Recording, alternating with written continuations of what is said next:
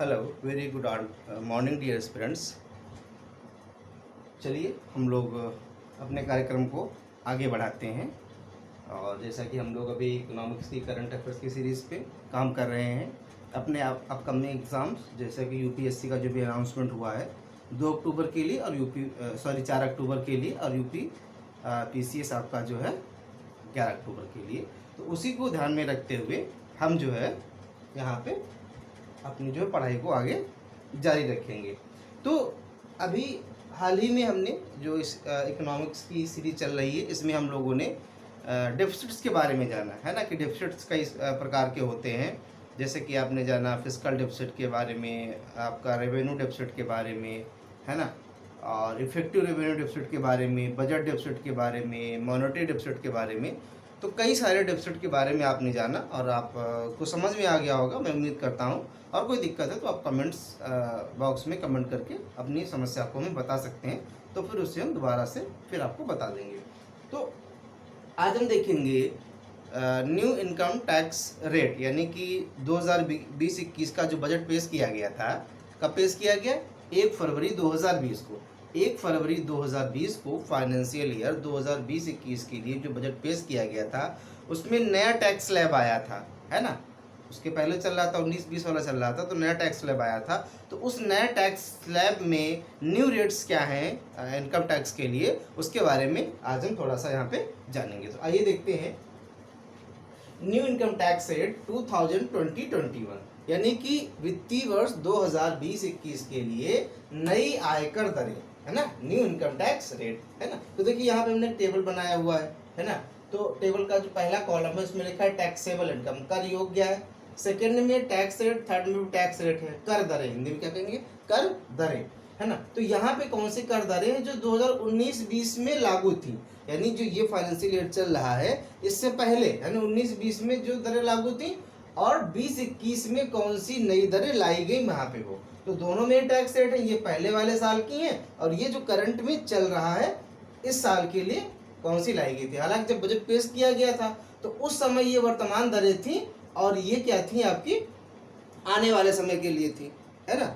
उस समय ये नई दरें थी, है ना। लेकिन अब ये पिछले साल वाली हो गई क्योंकि 19-20 का है और ये 20-21 का वर्तमान हो गया। तो आइए देखते हैं टैक्सेबल इनकम 0 से 2.5 लाख तक। अगर किसी व्यक्ति की इनकम 2.5 लाख रुपए तक है, यानी जीरो से, यानी जीरो के ऊपर जितना भी है, क्योंकि जीरो इनकम तो कोई इनकम होती नहीं है, उसके ऊपर 1 लाख है, 1.5 लाख है, 2 लाख है, 2.5 लाख तक।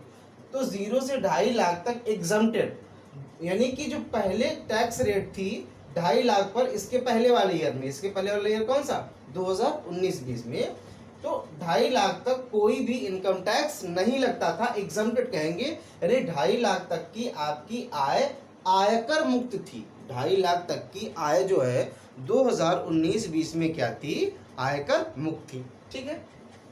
अब आते हैं टैक्स 20-21 में।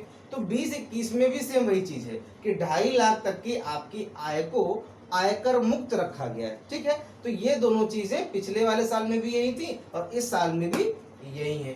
अब 2.5 लाख तक कोई टैक्स नहीं बढ़ा, तो यहाँ पे 2.5 लाख से 5 लाख, तो देखिए 2.5 दो जगह आ रहा है। तो इस 2.5 का मतलब है यहाँ पे 2.5 लाख से जब ऊपर होगी, 2.5 लाख एक हो गया, है ना, इस तरीके से इसको समझेंगे। तो 2.5 लाख तक तो कोई टैक्स है नहीं, 2.5 लाख से जैसे ऊपर बढ़ेगा तो 5 लाख तक, इसीलिए लिखा गया 2.5 लाख से 5 लाख। 2.5 लाख से 5 लाख तक जो 19-20 में जो टैक्स रेट थे 5%, यानी अगर किसी व्यक्ति की आय 2.5 लाख से ऊपर होती थी और 5 लाख तक होती थी, तो उसको अपनी इनकम पे कितना परसेंट टैक्स देना पड़ता था, 5% टैक्स देना पड़ता था। अब हम मान लेते हैं एग्जांपल के लिए, आपको समझने के लिए, जैसे मान लीजिए कोई व्यक्ति है जिसकी इनकम 5 लाख रुपए थी 2019-20 में, है ना। तो 2.5 लाख पे तो कोई टैक्स नहीं हुआ। अब 2.5 लाख से ऊपर टैक्स लगेगा, तो इनकम 5 लाख है तो 2.5 लाख निकाल दिया तो 2.5 लाख बचा। अब 2.5 लाख पे 5% टैक्स लगेगा तो मतलब 12,500 रुपये। अगर हम इस तरीके से कैलकुलेशन करें तो मतलब उसको 12,500 रुपये टैक्स भरना पड़ेगा। सेम टैक्स रेट 2020-21 में भी रखा गया कि 2.5 लाख से 5 लाख के बीच में जो टैक्स कर की दर रखी गई है वो 5% ही रखी गई है, तो कोई बदलाव नहीं हुआ है। तो 0 से 2.5 लाख जो कर मुक्त था वो अभी भी है, 2.5 से 5 लाख जो पहले 5% था वो अभी भी 5% है। तो ये चीज अभी दोनों ईयर में सेम है। अब देखिए, अब जैसे ही हम 5 लाख के ऊपर बढ़ेंगे, 5 लाख तक तो 5% है, जैसे ही we are reaching above 5 lakh, यानी 5 लाख एक से 5 लाख से लेकर के 7.5 लाख तक जो 19-20 में आयकर दरें थी वो 20% है ना। अगर किसी व्यक्ति की इनकम 5 लाख से ऊपर है, उस पर जो इनकम टैक्स रेट था वो 20% था। लेकिन आप देखेंगे यहाँ पे जो 2020-21 का टैक्स रेट है वो 10% है, यानी कि उसका आधा कर दिया गया। पहले अगर किसी व्यक्ति की इनकम 5 लाख से ऊपर होती थी और 7.5 लाख तक थी तो उसको 20% टैक्स भरना पड़ता था, लेकिन अब कितना भरना पड़ेगा, सिर्फ 10% भरना पड़ेगा। तो यहाँ पे ये बदलाव हुआ है। तो ये स्लैब आपका बहुत इंपॉर्टेंट है, क्योंकि बदलाव आपका कहाँ से, 5 लाख तक तो कोई बदलाव नहीं है। बदलाव कहाँ से आया है, 5 लाख से आया है। 5 लाख से ऊपर जो पहले टैक्स लगता था वो 20% था, लेकिन अब ये 10% हो गया है। ठीक है, अब आइए देखते हैं। 5 लाख 7.5 लाख समझ गया। अब 7.5 लाख से 10 लाख, 7.5 लाख तक तो ये रहेगा। अब अगर किसी व्यक्ति की इनकम 7.5 लाख से ऊपर हो गई है ना, तो 7.5 लाख से लेकर के 10 लाख तक जो पहले टैक्स था वो 20% था, है ना। यहाँ भी 20 था, यहाँ भी 20 था, लेकिन इस फाइनेंशियल ईयर में जो बजट आया 20-21 में, उसको यहाँ पे 15% कर दिया गया। अब यहाँ पे एक चीज देखिएगा, जो 19-20 में आयकर का स्लैब था वो 5 लाख से 10 लाख का केवल एक ही रेंज था, है ना। ये दोनों जो है क्या थे, एक ही स्लैब में थे कि 5 लाख से लेके 10 लाख तक जो आयकर देना रहता था, नहीं 5 लाख तक तो 5% था, 5 लाख से ऊपर और 10 लाख तक की इनकम तक इस पुराने टैक्स रेट में क्या क्या होना होता था, यहाँ पे एक ही स्लैब था और उस पर 20% टैक्स आपको देना पड़ता था। ठीक है, यहाँ पे क्या कर दिया गया, नई कर जो टैक्स रेट आया उसमें 5 लाख से जो 10 लाख की रेंज थी उसमें 2 स्लैब बना दिए गए। एक 5 से 7.5 लाख, इस पे 10% कर दिया गया, और 7.5 से 10 लाख 15% कर दिया गया। लेकिन फिर भी आप यहाँ पे देख रहे होंगे, यहाँ पे तो 20% था, यहाँ तो दोनों में ही कम रखा गया है। 5 से 7.5 को 10% के दायरे में रखा गया है और 7.5 से 10 लाख को 15% के दायरे में रखा गया है। तो ये आप समझ गए होंगे, पहले 5 से 10 के बीच में एक ही स्लैब हुआ करता था जिसपे 20% टैक्स आपको भरना पड़ता था, है ना। लेकिन अब क्या हुआ है, उसके 2 स्लैब बना देंगे, 5 से 7.5 लाख जिसपे 10% है और 7.5 से 10 लाख जिसपे 15% आपका है। ठीक है, अब चलते हैं 10 लाख तक का ही हो गया यहाँ पे। अब हम चलते हैं 10 लाख के ऊपर। अगर किसी व्यक्ति की इनकम, है ना, किसी व्यक्ति की income, if a person have annual income more than 10 lakh, अगर एक व्यक्ति की वार्षिक आय 10 लाख रुपए से अधिक है, तो 10 लाख से लेके 12.5 लाख तक, 10 लाख से लेके 12.5 लाख तक जो 2019-20 में टैक्स रेट लागू था वो 30% था। यानी अगर किसी की इनकम 10 लाख रुपए से ऊपर है और 12.5 लाख तक है तो उसको 30% टैक्स देना पड़ता था। लेकिन नए टैक्स स्लैब में आपने क्या देखा कि 10 लाख से 12.5 लाख के बीच में जो इनकम है उस पर कितना टैक्स देना पड़ेगा, 20% देना पड़ेगा। कितना देना पड़ेगा, 20% देना पड़ेगा। ठीक है, तो ये 12.5 लाख तक हो गया। अब हम जब 12.5 लाख के ऊपर चलेंगे, यानी अगर किसी व्यक्ति की इनकम 12.5 लाख रुपए को क्रॉस कर जाती है और 15 लाख तक है, 12.5 से 15 लाख के बीच में, तो 2019-20 में जो टैक्स रेट थे वो 30% थे, लेकिन 2020-21 में टैक्स रेट क्या रखा गया, 25% रखा गया, है ना। तो यहाँ भी सेम वही चीज है जो चीज आपकी इस वाले ऊपर वाले स्लैब में थी, है ना। जैसे 5 लाख से 10 लाख का एक ही स्लैब हुआ करता था, उस तरीके से 2019-20 में 10 लाख से लेके 15 लाख तक का एक ही स्लैब हुआ करता था और 10 लाख से 15 लाख के बीच में 30% देना पड़ता था। लेकिन नई टैक्स जो स्लैब बनाया गया उसमें 10 से 15 लाख की इनकम को 2 स्लैब में डिवाइड कर दिया गया, 10 से 12.5 लाख और 12.5 से 15 लाख। तो 10 से 12.5 लाख पे 20% टैक्स रखा गया और 12.5 से 15 लाख पे 25% टैक्स रखा गया। लेकिन आप देख सकते हैं कि दोनों जगह से यहाँ टैक्स कम रखा गया है। तो जो नई टैक्स दरें हैं उनमें इनकम टैक्स रेट को घटाया गया है। ठीक है, अब 15 लाख तक हो गया, अबव 15 लाख। अब एक स्टेज आती है कि जब आपकी इनकम 15 लाख से ऊपर पहुंच जाती है, if a person have the annual income more than 15 lakh, अगर किसी व्यक्ति की सालाना आय 15 लाख रुपए से अधिक है तो क्या होगा, तो ये जो 19-20 का आपका टैक्स रेट स्लैब था उसमें 15 लाख से अबव इनकम के लिए 30% ही था और नए में भी यहाँ पे 30% है। नए में भी क्या है, यहाँ पे आपका 30% ही रखा गया है ना। तो अब देख रहे हैं यहाँ पे कि 15 लाख तक क्या है, जो नए स्लैब में टैक्स रेट बढ़ रहा है, मतलब 2.5 लाख तक तो कर मुक्त था, अब 2.5 लाख से ऊपर जैसे जैसे इनकम बढ़ती गई आपका टैक्स दर बढ़ती गई, है ना। 2.5 लाख तक तो जीरो था, 2.5 लाख से ऊपर 5% हुआ, फिर 5 लाख से ऊपर 10% हुआ, 7.5 लाख से ऊपर 15% हुआ, है ना। 10 लाख तक, फिर 10 लाख से ऊपर 20% हुआ, 12.5 लाख से ऊपर 25% हुआ, लेकिन 15 लाख के ऊपर क्या हो गया कि आपका 30% हो गया। 15 लाख के ऊपर चाहे जितनी भी इनकम हो, जो टैक्स रेट रहेगा वो 30% ही रहेगा। अच्छा, तो जैसा कि आप जानते हैं, आप यहाँ पे यूपीएससी के लिए पढ़ रहे हैं या मान लीजिए यूपीपीसीएस के लिए भी पढ़ रहे हैं, पढ़ लेते हैं, लेकिन खासकर अगर यूपीएससी के लिए बात करें तो यूपीएससी इस टाइप से ऐसा बहुत क्वेश्चन नहीं पूछने की प्रवृत्ति रहती है उसकी, कि वो आपसे टैक्स स्लैब पूछेगा कि 2.5 लाख से 5 लाख की इनकम के बीच में जो नई टैक्स दर है उसमें क्या टैक्स है। ऐसे प्रश्न यूपीएससी में नहीं पूछे जाते। हाँ, लेकिन चूंकि आप इकोनॉमिक्स पढ़ रहे हैं और करंट की जानकारी आपको होनी चाहिए, तो इसलिए हमने आपको ये टैक्स स्लैब बता दिया यहाँ पे टेबल बना करके क्या है। लेकिन इस टेबल में बहुत कुछ छुपा हुआ, there are lot of things you have to learn with this table, है ना। यहाँ पे क्या है ना, यहाँ पे जो टैक्स का स्ट्रक्चर आपको स्टडी करना है इस टेबल से। By this table you have to study the tax structure of India, है ना, कि भारत में किस प्रकार की कर प्रणाली है, किस प्रकार का टैक्स सिस्टम प्रचलित है।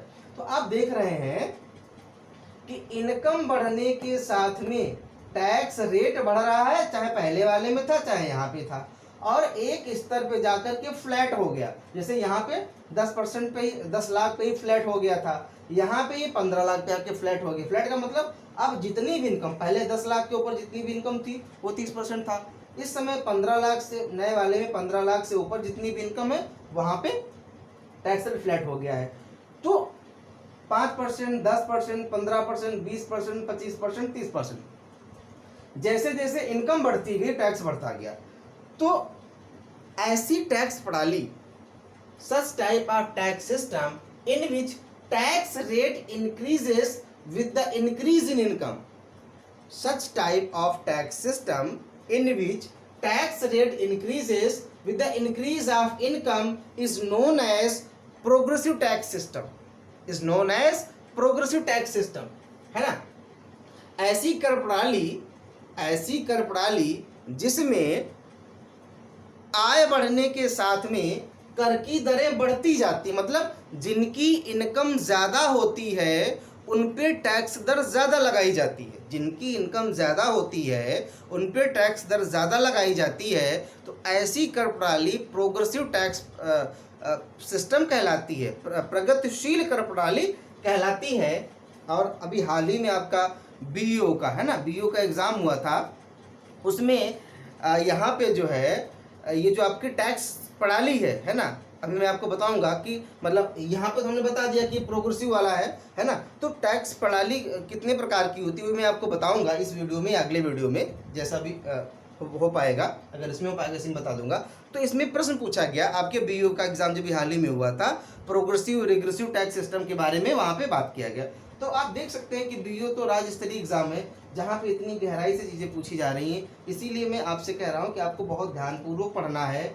और इस तरीके के हम ये टेबल पढ़ रहे हैं तो मात्र हमको इसमें छुपी हुई चीज़ को भी देखना है, मात्र हमें टेबल को ही नहीं देखना है कि हाँ इतना है इतना इतना ये रट लिया हमने, है ना। ये छोटे एग्जाम्स के लिए हो सकता है, बट यूपीपीसीएस यूपीएससी एग्जाम के लिए इतना ही काफ़ी नहीं है कि आप इस टैक्स स्लैब को जान लें। आप इस टैक्स स्लैब के पीछे छुपे हुए सिस्टम को भी जाने कि ये जो टैक्स आपको स्लैब दिख रहा है ये किस सिस्टम के तहत है। तो ये हमारी जो कर प्रणाली कहलाती है, जो इनकम बढ़ने के साथ में टैक्स रेट बढ़ता जाता है, this is progressive tax system. इसको आप नोट कर लेंगे अपने नोट्स में कि प्रोग्रेसिव टैक्स सिस्टम क्या होता है, जब इनकम बढ़ने के साथ साथ टैक्स की दरों में वृद्धि की जाती है तो इसे प्रोग्रेसिव टैक्स सिस्टम कहते हैं। अच्छा, लेकिन आप देखेंगे कि 15 लाख, यहाँ पे तो 10 लाख ही था पुराने वाले में, नए वाले में 15 लाख पे, यहाँ पे 10 लाख से ही वो फ्लैट हो गया 30 और यहाँ 15 लाख फ्लैट हो गया।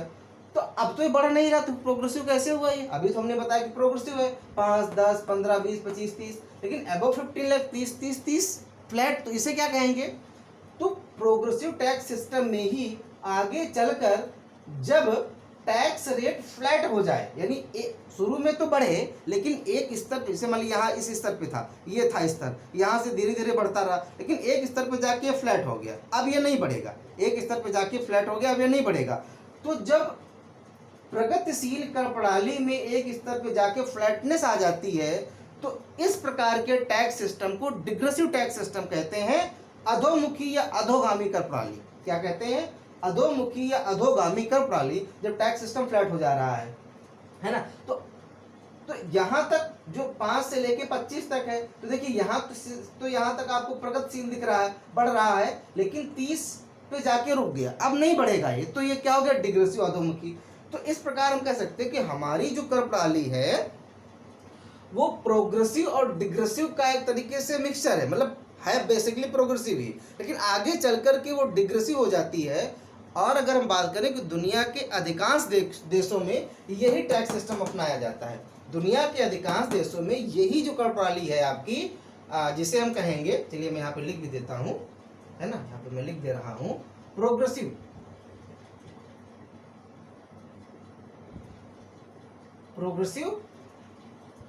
एंड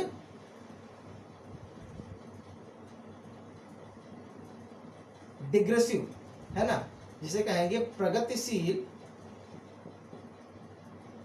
प्रगतिशील एवं अधोमुखी कर प्रणाली, है ना। तो इसमें आपको जो इंग्लिश टर्म है उन पर ज्यादा ध्यान देना है, हिंदी में हमने आपको बता दिया है, प्रोग्रेसिव एंड डिग्रेसिव। तो अब आपको इस स्लैब से क्या पता चला कि हमारा जो इंडियन टैक्स सिस्टम है वो कैसा है? प्रोग्रेसिव है। क्वेश्चन आपका इस टेबल से ये बनता है, और ये चीज जो मैं आपको इतनी गहराई से बताऊं भी कि हाल ही के बीयू एग्जाम में पूछा गया। हालांकि अभी आप ये 2 चीजें बताइए, मैं और भी प्रकार के टैक्स सिस्टम होते हैं, रिग्रेसिव भी होता है, प्रोपोर्शनल भी होता है, वो मैं आपको बताऊंगा, तो चिंता नहीं करना, बस इसको ध्यान से पढ़ना। इसलिए मैं कहता हूँ this is the very important thing, जो मैं आप लोगों को बता रहा हूँ, सिखा रहा हूँ, है ना। तो ये चीज है। तो हमारा टैक्स सिस्टम कैसा है? प्रोग्रेसिव है ना। तो इस टेबल से आपको ये पता चला, तो ये पुराना वाला टैक्स स्लैब था, ये नया वाला टैक्स स्लैब है। तो देखिए, जब कर की दरें बढ़ने के साथ साथ जब इनकम बढ़ने के साथ साथ कर की दरों में वृद्धि हो, तो ऐसी कर प्रणाली प्रोग्रेसिव टैक्स प्रणाली कहलाती है। लेकिन एक स्तर पे पहुंच के जब टैक्स रेट फ्लैट हो जाता है, तो उसे डिग्रेसिव टैक्स प्रणाली कहते हैं। तो हमारी कैसी? प्रोग्रेसिव है, और आगे चल करके डिग्रेसिव हो जाती है। तो प्रोग्रेसिव और डिग्रेसिव वाला सिस्टम हमारे यहाँ क्या है?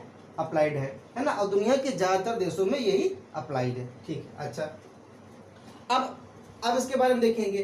तो एक क्वेश्चन ये भी है, क्या जो पुरानी कर प्रणाली थी वो खत्म हो गई है और नई आई है? वैसे तो ज्यादातर ये होता था, जो पुराना वाला टैक्स सिस्टम, जब नई टैक्स स्लैब आती थी पुराना वाला डिसमिस हो जाता था, लेकिन इस बार सिनेरियो को दूसरा है।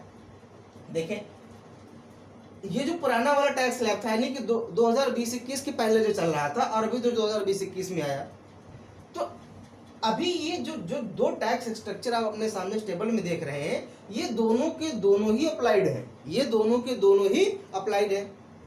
अब आप कहेंगे दोनों कैसे अप्लाइड है? ये चॉइस है पब्लिक को, यानी जो क्योंकि ये इनकम टैक्स स्लैब है, तो जो लोग इनकम टैक्स भरते हैं उनके पास इस बात की चॉइस रहेगी, they have the option that they opted any one of slab, है ना। इनमें से वो कोई एक स्लैब को चुन सकते हैं। कोई भी टैक्स पेयर जो इनकम टैक्स पे करता है, उसके वो इन दोनों में से किसी भी टैक्स सिस्टम को ऑप्ट कर सकता है।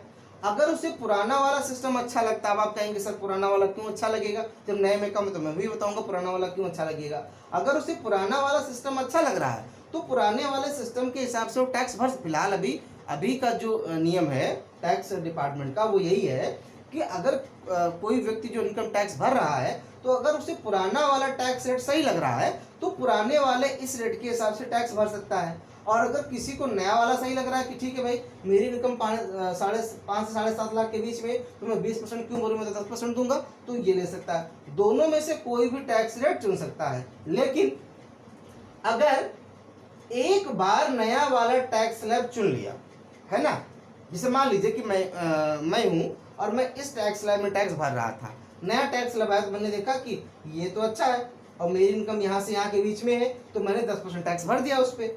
तो फिर मैं दोबारा से इस टैक्स सिस्टम पे जो पुराना वाला था उस पर रिवर्स नहीं जा सकता। जो लोग इसी में रहना चाहते हैं वो कंटिन्यू करेंगे, लेकिन एक बार जो नए वाले में आ गए दोबारा वो सोचे कि मैं पुराने वाले में चला जाऊं तो नहीं जा पाएंगे। लेकिन फिर वही बात, वो क्यों सोचेंगे कि पुराने वाले में जा पाऊं? तो वो नोट में नीचे उन्होंने लिख रखा है, देखिए नोट में लिखा हुआ है, नोट, न्यू रेट्स का लाभ उठाने वालों को किसी भी प्रकार की कर कटौती का लाभ नहीं मिलेगा। जो लोग नए टैक्स सिस्टम को ऑप्ट करेंगे, जो लोग नए टैक्स सिस्टम को चूज करेंगे, उनको किसी भी प्रकार की कर कटौती में टैक्स डिडक्शन का लाभ नहीं मिलेगा। अब ये क्या चीज होती है? देखिए, जो ये टैक्स रेट तो ये तो है कि आप जैसे मान लीजिए, चलिए हम इसको अगर भूल जाए थोड़ी देर के लिए, नया वाला पुराने वाले की बात करें तो इस इनकम के दायरे में ये टैक्स स्लैब रेट आपको देना पड़ता था इनकम टैक्स का, लेकिन उसमें कई प्रकार की छूट मिलती थी। जैसे आपने इंश्योरेंस करा रखा है, हेल्थ इंश्योरेंस करा रखा है, कहीं निवेश किया हुआ है इंश्योरेंस पॉलिसी वगैरह में, या जैसे कि किसी ने मकान खरीद रखा है और मकान की EMI पे करा, यानी लोन लेके मकान खरीदा है, तो जो लोन लिया, मान लीजिए कि 10 लाख रुपए का या मान लीजिए 20 लाख रुपए का किसी व्यक्ति ने मकान के लिए होम लोन ले रखा है। अब मान लीजिए 20 लाख रुपए का जो लोन ले रखा है उस पर सालाना 2 लाख रुपए का ब्याज बन रहा है, मान लेते हैं 10% है टैक्स रेट, और उस पर तो जब 10% है तो 20 लाख पे 2 लाख रुपए हर साल क्या बनेगा? इंटरेस्ट आ जाएगा। तो वो जो इंटरेस्ट था वो उसकी इनकम से माइनस हो जाता था, वो उसकी इनकम से माइनस हो जाता था। अब मान लीजिए कि किसी व्यक्ति की इनकम 7.5 लाख रुपए है ना, 7.5 लाख रुपए पहले थी, पहले और टैक्स स्लैब में, और उसने होम लोन ले रखा था। होम लोन पे वो 2 लाख रुपए ब्याज पे, ब्याज की बात की जा रही है, जो 20 लाख ले रखा है उसकी बात नहीं की जा रही है, उस पर जो ब्याज लग रहा है उसकी बात की जा रही है। तो वो जो 2 लाख रुपए वो ब्याज दे रहा था वो इसकी इनकम नहीं मानी जाएगी, वो उसको 2 लाख, क्योंकि वो ब्याज में चला जा रहा है, तो उसकी इनकम को 7.5 लाख की जगह अगर 7.5 लाख थी तो 2 लाख माइनस करके 5.5 लाख माना जाएगा। तो देखिए इनकम टैक्स में छूट हुई। अभी उसको 2.5 लाख पे टैक्स भरना था, लेकिन जब 2 लाख इसमें से माइनस कर दिया तो 5.5 बचा। तो अब 5 से 5.5 के बीच में डिफरेंस कितना हुआ? 50,000 का। तो अब वो मात्र 50,000 पर टैक्स भरेगा। तो पहले ये जो टैक्स डिडक्शंस का लाभ मिलता था, न्यू रेट्स का लाभ उठाने वालों को किसी प्रकार की कर कटौती का लाभ नहीं मिलेगा। तो इस टैक्स सिस्टम में बहुत सारी क्या थे, टैक्स डिडक्शन का बेनिफिट मिलता था कि आपने इंश्योरेंस कराया है, आपने कहीं इन्वेस्टमेंट किया है, तो जितना पैसा आपने वहाँ पे किया है उसको इस इनकम से माइनस कर दिया जाता था, और माइनस करने के बाद में जो इनकम बचती थी उस पर टैक्स, हालांकि उसकी एक लिमिट हुआ करती थी कि 1.5 लाख तक का लाभ मिलेगा, 2 लाख तक का लाभ मिलेगा, ऐसे था। लेकिन जो नई टैक्स रेट्स हैं वो फ्लैट है। क्या है? फ्लैट है। फ्लैट का मतलब सीधा है, अगर 2.5 से 5 लाख के बीच में तो आप 5% भर दीजिए, 5 7.5 लाख 10% भर दीजिए, लेकिन इस पर कोई भी आपको छूट नहीं मिलेगी। अब मान लीजिए हो सकता है किसी व्यक्ति ने होम लोन ले रखा है, तो उसको ये लग रहा है कि मुझे इस टैक्स सिस्टम में ज़्यादा फायदा है, तो इस टैक्स सिस्टम में रह सकता है ना। तो ये चीज़ मैं इसलिए बता रहा था कि एक बार अगर आपने नया वाला ले लिया तो आप पुराने वाले में लौट नहीं सकते। मान लीजिए इस बार किसी ने इन्वेस्टमेंट किया था, तो इन्वेस्टमेंट के हिसाब से उसको इस टैक्स रेट में फ़ायदा था, तो उसने यहाँ पे इन्वेस्टमेंट दिखा करके यहाँ से टैक्स छूट का लाभ ले लिया, और अगली बार उसने इन्वेस्टमेंट नहीं किया तो सोच रहा, मतलब ठीक है, नहीं किया तो इस टैक्स में आ गया, सोचा कम भर दूं, लेकिन अब उसने फिर इन्वेस्टमेंट कर दिया तो सोचे कि मैं दोबारा से इस टैक्स में आ जाऊं, तो फिर वो नहीं आ सकता। तो न्यू रेट्स का लाभ उठाने वालों को किसी प्रकार की कर कटौती का लाभ नहीं मिलेगा। आई थिंक यू पीपल, आप लोग बहुत अच्छे से इसको समझ गए होंगे, ठीक है। अच्छा, नीचे और income up to 5 lakh is tax free. अब ये क्या लिखा है? ये तो उसका कंट्रोवर्सी हो गया। Income up to 5 lakh is tax free, 5 lakh तक की आय को कर मुक्त रखा गया है। क्या लिखा है ये? 5 लाख तक की आय को कर मुक्त रखा गया है। ये क्या बात हुई भाई? यहाँ तो हम कह रहे हैं कि आपका जो है 2.5 से जो 5 लाख है वहां पे 5% टैक्स पड़ रहा है, और यहाँ हम कह रहे हैं कि 5 लाख तक की आय को कर मुक्त रखा गया। तो आइए इसके बारे में जान लेते हैं, ऐसा क्यों कह रहे हैं।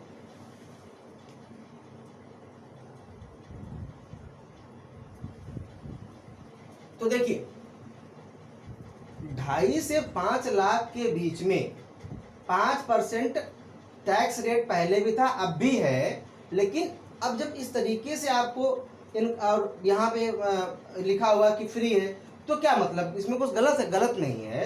देखिए ये आप सब लोग जानते होंगे, और क्योंकि 19-20 से ही लागू था कि 5 लाख की तक की इनकम टैक्स फ्री, लेकिन इसका मतलब नहीं है कि 2.5 से 5 लाख तक की इनकम टैक्स के दायरे में नहीं आती। वो क्या है, गवर्नमेंट उसमें एक्स्ट्रा छूट दे देती है। 2.5 से 5 लाख के बीच में 5% है, लेकिन क्या है, लेकिन अगर किसी की इनकम, इसको ऐसे समझेंगे, देखिए इसमें क्या दिक्कत है। मान लीजिए कोई व्यक्ति है जिसकी इनकम 5 लाख रुपए है, तो उसे 0 टैक्स देना पड़ेगा। कितना टैक्स देना पड़ेगा? 0 टैक्स देना पड़ेगा। अब समझ गए आप? तो इसका मतलब उसके लिए टैक्स फ्री हो गया। लेकिन मान लीजिए किसी की इनकम हो गई आपकी 6 लाख रुपए, किसी की इनकम हो गई 6 लाख रुपए, तो अब जैसे टैक्स कैसे भरा जाता है, अच्छा यहाँ पे आपको ये भी जान लेना, जो टैक्स भरा कैसे जाता है। अब मान लीजिए किसी की इनकम जो है 5 लाख रुपए है, अब वो इस टैक्स स्लैब में आ रहा है, ठीक है, तो क्या वो अब 5 लाख पे टैक्स, मान लीजिए पहले वाला सिस्टम 20% है, तो इसका मतलब 5 लाख उसकी इनकम है और मतलब 5 लाख से कुछ ऊपर है, तो वो फिर उस पर टैक्स पूरे 5 लाख पे भरेगा, तब नहीं, 2.5 लाख तक तो टैक्स फ्री है, सॉरी 5 लाख तक तो टैक्स फ्री है। 5 लाख से ऊपर की इनकम है, जैसे यहाँ पे 7.5 लाख है, तो 5 लाख तक आपका टैक्स फ्री हो गया।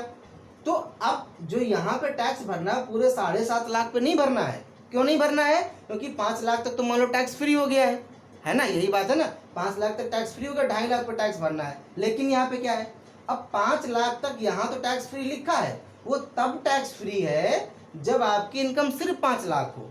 जैसे ही वो 5 लाख से ऊपर हो जाएगी, जैसे ही वो 5 लाख से ऊपर हो जाएगी, वैसे ही उस पर क्या हो जाएगा कि आपका 5% टैक्स लगना शुरू हो जाएगा, 5% टैक्स लगना शुरू हो जाएगा। ठीक है, समझ गए होंगे क्या इस बात को, कि अगर किसी की इनकम सिर्फ 5 लाख है तो फ्री है, अब 5 लाख से ऊपर है तो जो उस पे जो है 5% टैक्स लगेगा और इस टैक्स स्लैब के दायरे में आएगा।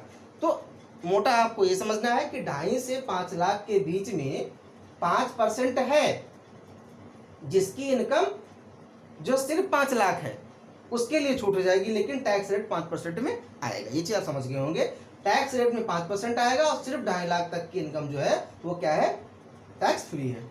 आगे देखिए नीचे में लिखा भी हुआ है यहाँ पे, इनकम टैक्स सिस्टम इस प्रोग्रेसिव इंडियन टैक्स सिस्टम इस प्रोग्रेसिव टैक्स सिस्टम जब एक स्तर पर पहुंचकर टैक्स रेट फ्लैट हो जाता है तो उसे डिग्रेसिव अधोगामी, है ना, अधोमुखी अधोगामी टैक्स सिस्टम कहते हैं, मैंने आपको बताया है। तो हमारा सिस्टम कैसा, प्रोग्रेसिव है, लेकिन एक स्तर पे पहुंच के ये फ्लैट हो जाता है तो इसे क्या कहते हैं हम, डिग्रेसिव टैक्स सिस्टम कहते हैं। तो ये पूरी चीज में आपको समझ में अच्छे से आ गई होगी और मैंने अपने हिसाब से आपको बिल्कुल एक वेल तरीके से इसको एक्सप्लेन कर दिया है। आप इसको पढ़िएगा और कोई भी दिक्कत है तो आप इसे पूछ सकते हैं, है ना, दोबारा से आप इसे कमेंट में करके पूछ सकते हैं। ठीक है, तो देखिए अच्छा एक चीज़ और है, 1917 के दशक तक आयकर की अधिकतम दरें 96-97% तक। यहाँ पे आप देख रहे हैं कि 5% और 30% से ऊपर टैक्स है ही नहीं इनकम टैक्स रेट। लेकिन 1970 के दशक की अगर बात करें तो जो इनकम कुल इनकम का 96-97% तक टैक्स भरना पड़ता था। देखिए इसका मतलब अब हमारी कर दरें लगातार कम हो रही हैं, पहले बहुत ज़्यादा था 96-97% तक टैक्स, यानी अगर किसी की इनकम 100 रुपये है तो उसमें तो 96 से 97 रुपये टैक्स भर देगा, है ना।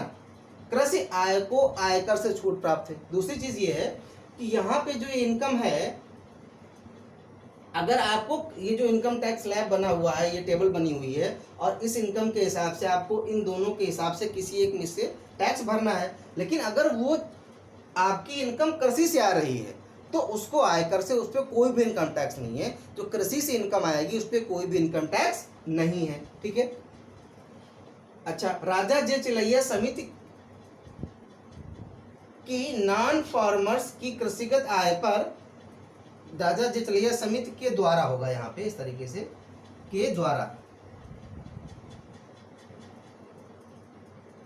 राजा जे चिलैया समिति के द्वारा नॉन फार्मर्स की कृषिगत आय पर इनकम टैक्स लगाया जाना चाहिए। राजा जे चिलैया समिति बनाई गई, मतलब कमेटी बनाई गई थी, तो उन्होंने ये सुझाव दिया था कि कृषिगत, क्योंकि कृषि आय को आयकर से छूट प्राप्त है और हमारे यहाँ तो किसान क्या है ना, मतलब कमजोर श्रेणी में आता है, आर्थिक रूप से कमजोर होता है, इसीलिए कृषिगत आय पे छूट दे रखी गई है कि कृषि से होने वाली आय पर टैक्स नहीं लिया जाएगा। लेकिन कृषिगत कृषि से जो आय होती है, कृषि से आय प्राप्त करने वाले सिर्फ किसान ही नहीं होते। यहाँ पे आप क्या ध्यान देंगे, मान लीजिए मैं हूँ, तो मेरे पास भी ज़मीन है। अब मान लीजिए कि मैं टीचिंग कर रहा हूँ, लेकिन मेरी ज़मीन से मुझे आय आ रही है, इनकम आ रही है। मान लीजिए 10 लाख रुपये सालाना इनकम मुझे मेरी ज़मीन से, मैंने उसको बटाई पे दे रखा है, और 10 लाख रुपये मेरी सालाना इनकम उससे आ रही है।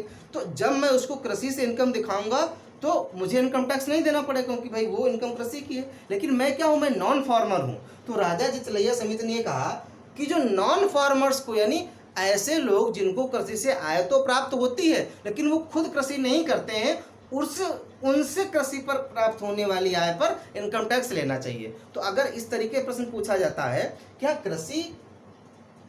कृषि आय को आयकर से छूट प्राप्त होनी चाहिए, लेकिन जो नॉन फार्मर्स को कृषि से आय होती है उस पर इनकम टैक्स लगाया जाना चाहिए। इससे सरकार का रेवेन्यू बढ़ेगा और जो रियल में किसान है उन पर बर्डन भी नहीं पड़ेगा, है ना। जैसे मान लीजिए मेरे पास ज़मीन है लेकिन मैं स्वयं खेती नहीं करता हूँ, मैं उसको किसी और से करवाता हूँ, मुझे उससे इनकम प्राप्त हो रही है, तो फिर मुझे वो कृषि आय पे छूट नहीं मिलनी चाहिए, ये इसका मतलब है। तो राजा जितलैया समिति के नॉन फार्मर्स की कृषिगत आय पर इनकम टैक्स लगाया जाना चाहिए। तो कृषि पे नहीं, नॉन फार्मर्स की, अब मुद्दा यहाँ पे ये है कि जो फार्मर है उसकी कृषिगत आय पर टैक्स नहीं लगना चाहिए, लेकिन जो नॉन फार्मर है ना, जो खेती नहीं कर रहा है लेकिन उसके पास ज़मीन है, वो उसको बटाई पे उठाता है, उसको उससे इनकम आती है, तो नॉन फार्मर्स की एग्रीकल्चर इनकम पे टैक्स लगना चाहिए। चलिए ठीक है, ये चीज़ हो गई, तो इसको आप लोग समझ गए होंगे। अब यहाँ पे आपके सामने एक क्या बना हुआ है, एक आपके सामने डायग्राम बना हुआ है ना। इसमें देखिए क्या है ना, इसमें हमने क्या दिखाया है कि टैक्स रेट बढ़ने के साथ में किस तरीके से टैक्स रेवेन्यू बढ़ता है, या हम हिंदी में कहें कर की दर बढ़ने से कर राजस्व पे क्या प्रभाव पड़ता है और कर राजस्व किस तरीके से बढ़ता है। तो हमने इस एक्सिस पे यहाँ पे टैक्स रेवेन्यू का राजस्व दिखाया है और इस एक्सिस पे जो ऊपर की तरफ है